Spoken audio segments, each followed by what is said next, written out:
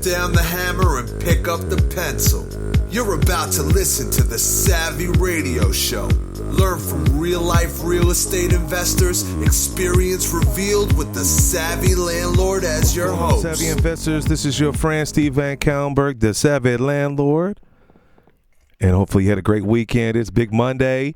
And Big Monday is Monday for everybody. It's not always glamorous for everyone, but it is a reminder to grind it out in your business. That's right, your business. As a real estate investor, you are in business, also known as entrepreneur. And if you're an entrepreneur or you're in business, you need to have all your ducks in a row. And today I'm talking about how to protect yourself in a lease signing situation. And I'm getting geared up, getting ready for Investor Weekend, April 20 to 21st, Oklahoma City. It's going to be live. It's going to be big. Got some of my wonderful friends coming to drop the knowledge on you. But I'm actually going to speak. I didn't speak last year. I'm going to speak this year. And what I'm going to do is I'm going to talk a lot about landlording. And if you are new to landlording or you've been a landlord for a long time, this is what you need to know. I almost forgot you tuned in to the Savvy Radio Show. Bang, bang, boom, boom. This is Steve VanCauwenbergh. I am a landlord. Well, as I was getting ready, I was like, man, I need to drop some of this knowledge. And so here's some things that you need to do, and you need to start doing them now, not yesterday or when you should have. You should do it now. Number one, I believe you should be recording all of your lease signings, conversations, I don't think you can be too paranoid about this. Oh, what are you talking about? Well, let me tell you about one thing that just happened. Not just happened, but happened. It's a real law story in itself in Oklahoma City, where a Hispanic guy came in, signed a regular lease. Everything was fine. 12 months later, the property manager, this wasn't even the owner, the property manager gave him a notice that we are not renewing your lease and we need you to vacate the property. Well, these folks, this Hispanic folks, were juiced up, I guess. I don't know. But all of a sudden, that's all they speak is Spanish. They had no English. They made a case that they own the property. Bizarre, right? It happens. And that Hispanic individual hired legal aid. And it was just a nightmare for the landlord, for the actual owner of the property. Check it out. That's you. If you tuning in, I know property managers are not getting savvy. I only know property owners that are getting savvy.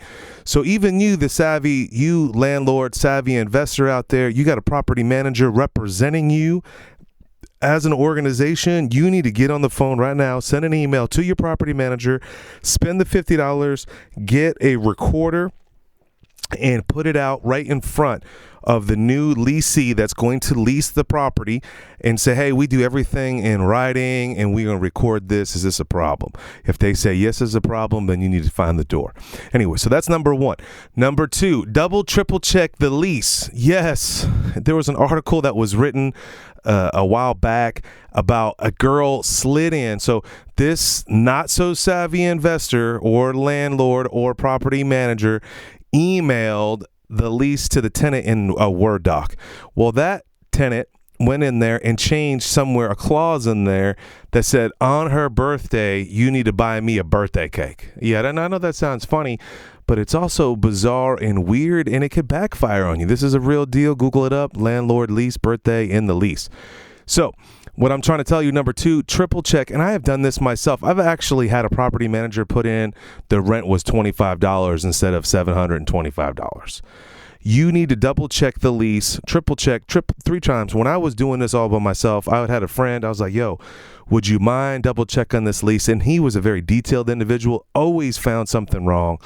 You're in a hurry. You need to have a higher standard in the courtroom. What do you mean? So if you ever have a discrepancy in your lease and you're standing before the judge just says, he just smashes you as a landlord because you are the professional. You are the investor. You're the big bad zillionaire. And this little old landlord or tenant is a layman. So see the difference there? Higher standard. Number three, drill everything in writing. Let me say it again. Number three, you make it real clear, even in text messages, everything has to be in writing. If you need a request for repairs, yeah, you can kind of get it off a text message, not off a voicemail. you need to be in writing. And I say this throughout the lease at least 3 or 4, 5, 10 times. Everything must be in writing. I give the 3-minute speech in the beginning, who we are, what we're about, and I'm about to get into that. And then how to communicate with us in writing. And if you have anything changes that are big, and the law says it needs to be in writing. So repairs, changes to the lease, adding someone, removing someone, it all needs to be in writing. Number 4, insist, I mean like hammer drop it, that the renter gets insurance. And if not only that they get insurance, but you want to be named in that insurance. And so there's actually a product that I am looking into right now. Hopefully I can do a podcast on this pretty soon, where it's kind of mandatory. Like you actually pay for the insurance and you add it on to their ledger or their statement or however you do their accounting in their beneficiary, in that you have the legal right to make that claim. So you can, your tenant could have insurance and someone could break into your property and smash up the front door or whatever. And you call them, hey, we're not responsible. You signed the lease, you're leasing the property. We have no idea who you're hanging out with. You signed the document, the lease, and has a clause in the lease that you need to be paying for this repair. Oh, we got insurance. Don't worry, Mr. VanCauwenbergh. We got this on lock. Yep, they get a check in the mail from the insurance, and then they disappear. So if you want to be real savvy, get your name as a benefactor or beneficiary on the insurance, or this new product that I'm trying to test out right now that it's already built in. We can make the claim that the check comes to us. Number 5. Now I said earlier, number 1, you need to record the conversation. You need to video the move in and move out. Video speaks volumes. Picture has 1,000,000 words or 1,000 words or whatever. You know the deal. Video is even better, stronger. I know you're busy. Make sure you get your property manager, and it's simple with a any typical mobile device. Any typical mobile phone has the video option. Even the ghetto ones do. Just do it. Put it into practice. Now here's the saving grace. You need this. Don't cut no corners on this. You need a move in, move out sheet. Also know it as a deposit in and out sheet. If there's missing screens, you know what I'm talking about. I think I may have this on my website if you don't have one. I know I sell this in my book of goods or bill of goods of all the forms that I have. If you don't see it or whatever, email me, let me know, and I'll get it to you. But here's the deal. Every time I'm in a court case at all, that move in, move out sheet will make or break the situation. For example, it's your word over someone else's word. It was like that when I moved in, Your Honor. Yeah. Okay. Well, it says, ma'am, you signed right here that the window did not open, or the window was difficult to open, or whatever the case may be. You've got to get, you got to get animal on the move in and move out sheet. And here's the thing, years ago, this happened to me. So this is why I wrote this down, that I was trying to cut a corner and I would just hand this to them and I expected them to fill it out and get it back to me. Well, they never got it back to me.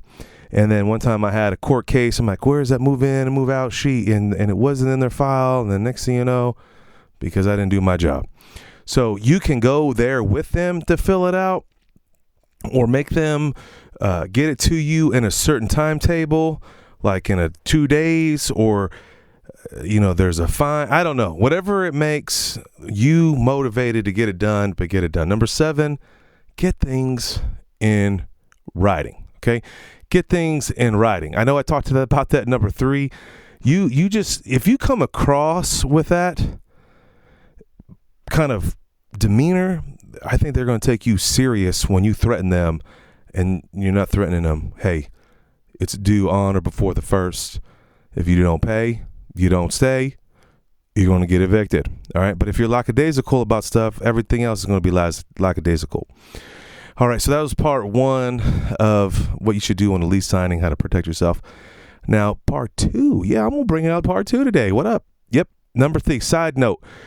Keep in mind, you need to be mindful of everything's being recorded on your voice. And I'm telling you, nanny cam, when a tenant tries to call your office, always assume you're being recorded, period. Just wanted to decide, no, I know I got all serious. All right. So here's some other things you need to have accurately in your lease signing. and I have failed in some of these areas, so I just wanted to break them off. I know it's Monday. Work with me. Here we go. Your lease, okay? Make sure it's very specific, and if it's a 1-year lease or a 12-month lease, and I would be real specific. I would say 12-month residential lease, or it's a month-to-month lease. And you have to have the dates have to be incongruent together. So I'm going to lie to you, I would put the lease started on September 1st and ended at the end of this day, which was kind of 13 months. Don't do that. Make sure they correspond. 12 months and the lease starts September 1st. It ends August 31st, okay? 12 calendar months. Get that right. Make sure you have all the lease residents' name to be listed, even their children's name. And just because if something ever happened, if it ever burnt down, do not cut a corner on that deal, okay? Get their names, find out who's living in the property, even if it's a relative for a short amount of time. And just in case you need to chase somebody down, you want to know their names.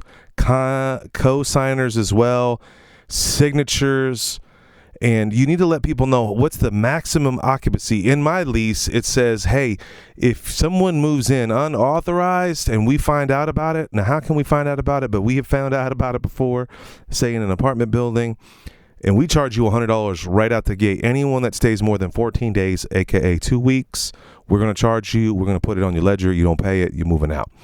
You need to let them know in your lease what's the maximum occupancy. How many people actually are physically going to be in the property? If you don't know, contact Section 8, usually 2 or 3 people per bedroom. You kind of want to figure that out, find out what the law is in your area. Make sure you're very clear on the rent amount, the due date, and the late fee rules. Real fast, real dirty. Rent is due on or before the 1st. Real clear. If the holiday is the 1st of the month, it falls on the 1st, then it's the next calendar day, period. There's no guesswork, no grace, no nothing. Make sure you're communicating on that, and make sure you let them know what the late fee structure is. Some people do a per day, per diem. Some people do a flat fee. And it's interpretation to the judge. If you ever had a court case, and even in there's not in Oklahoma, I know for sure, there's not like, hey, you can legally charge this.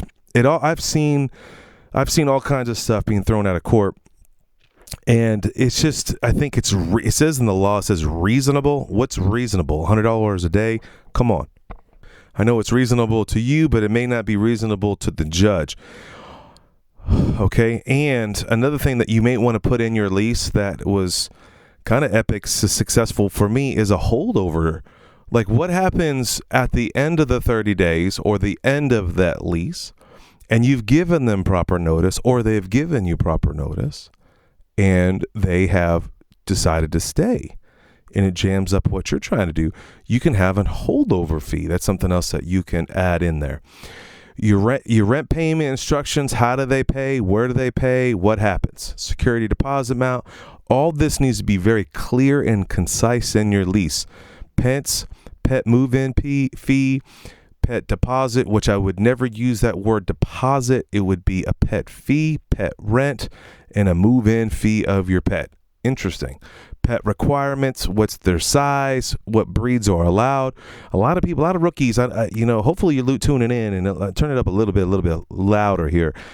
Your insurance most likely is not going to insure vicious breeds, aka poor little Rottweilers and pit bulls. And you really want to know, if that dog bit somebody on your property, you are responsible. You need to find out.